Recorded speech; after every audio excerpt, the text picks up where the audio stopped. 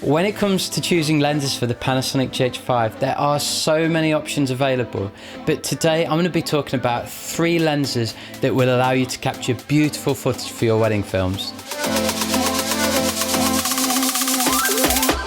The first lens I'm going to recommend to you is this little lens here.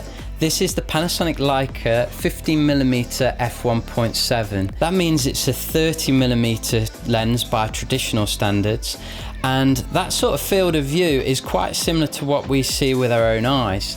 So whenever you're filming something with this lens, it kind of makes the viewer feel that they're there in that moment. For that reason, I like to use it in moments of action and excitement, so I'll quite often reach for this lens when it's the confetti shot and I walk backwards with a couple coming towards me. Similarly, at night when the party's in full flow, you can get in there on the dance floor, film everything up close, and to any viewers of your video afterwards, it makes them feel that they're there in the action and they're part of all of that excitement that was taking place.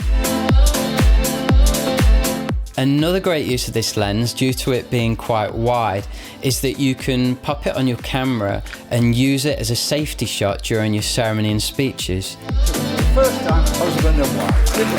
The next lens on my list is this. This has to be my all-time favorite. This is the Leica 42.5mm f1.2.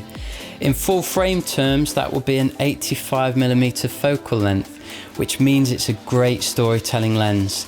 The f1.2 aperture means that you can really have some separation between your subject and the background, and it really helps to get detail shots. I use this lens pretty much for the whole day. Right from the morning, getting bride prep, you can get the emotion, the excitement, the detail as makeup's being done. Obviously, one of the headline specs of this lens is its top of the line f1.2 aperture. This means it's an incredible lens to use in low light conditions. You can shoot at f1.2 and get beautifully sharp shots, and the optics of this lens mean that the background is beautifully blurred out, almost like a painting. When you're shooting outdoors, you should really add some ND to this lens so that you can use it at that maximum aperture, as that's where the lens really shines.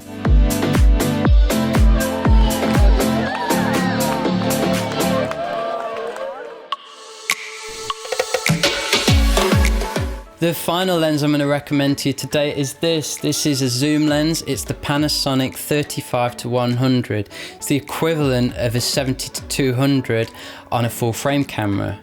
If you're filming a ceremony in the church and you're having to stand at the back, you're going to be so far away that the really long focal length of this lens means you can get a lovely close-up shot of the couple as they say their vows. All that I have, I share with you. If you film a lot of weddings, you know that there's always a few guests that don't like being filmed, and if they spot you with your camera, they're not going to like it. They might turn away or they might react badly. So this lens is brilliant because the long focal length means you can get natural shots from far away. And because the lens is quite compact, when you think of a 70-200 on a full frame camera, they're really long, and people are used to seeing them on sports programs. They know even if you're far away with a lens like that, you're getting a close-up. Whereas with this lens, its small size means you've got a much better chance of staying hidden. Another part of the wedding where this lens really comes into its own is during the speeches. My second shooter will have this lens on his camera, and he's looking out for people laughing or crying, and he can get them from so far away that they don't notice him, and we've had some lovely reaction shots for our speeches. One final thing to mention about the lens, it is an f2.8, whereas the others are primes and are much better in low light. However, 2.8 is good enough to see indoors in a reasonable light.